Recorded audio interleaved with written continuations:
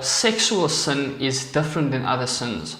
So people would often ask me the question, Roland, why do Christians focus so much on sexual sin like homosexuality or transgenderism or adultery or whatever? And the reason for that is because sexual sin is different than other sins. So 1 Corinthians 6 verse 18 says, flee sexual immorality. Every other sin that a person commits is outside the body, but the sexually immoral person sins against his own body. So this is easy to understand, and for any of us who have struggled with sexual sin, me being one of them, especially when I was a young man, knows that sexual sin is different than other sins. While you commit other sins against other people primarily, against God obviously, and then against other people, sexual sin you commit against yourself. And what it means is when you are committing sins like lying and stealing against other people, you are hurting other people. But when you are committing sexual sin, you are hurting yourself first, yourself primarily. This is why this issue is so important, and this is why we need to speak about it and speak on it boldly and honestly.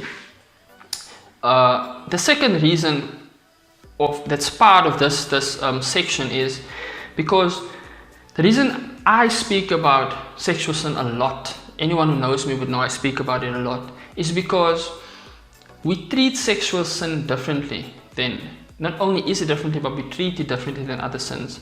The murderer, when he commits murders, he's not trying to convince the rest of the world that him being a murderer is just normal, it's natural, it's how he was born. But when it comes to sexual sin like homosexuality or transgenderism, we are being led to believe, or the narrative is being pushed, that these people can't help it.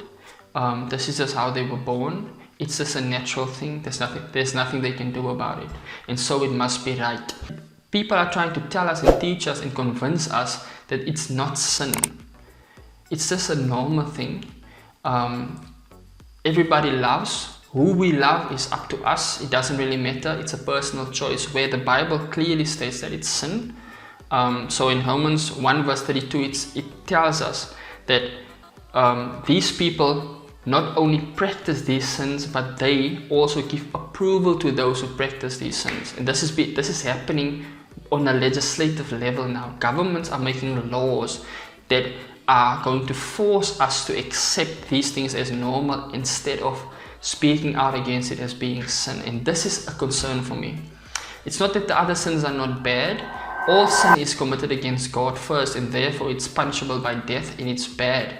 The difference is, like I said, when a person steals or when they murder, they know they are doing wrong, but they choose to do it anyway. And we as a society know they are doing wrong, and therefore we can reproach them for it. But when it comes to sexual sins like homosexuality or transgenderism, these sins are being made normal. They're not being categorized as sin anymore. And that's where the issue lies.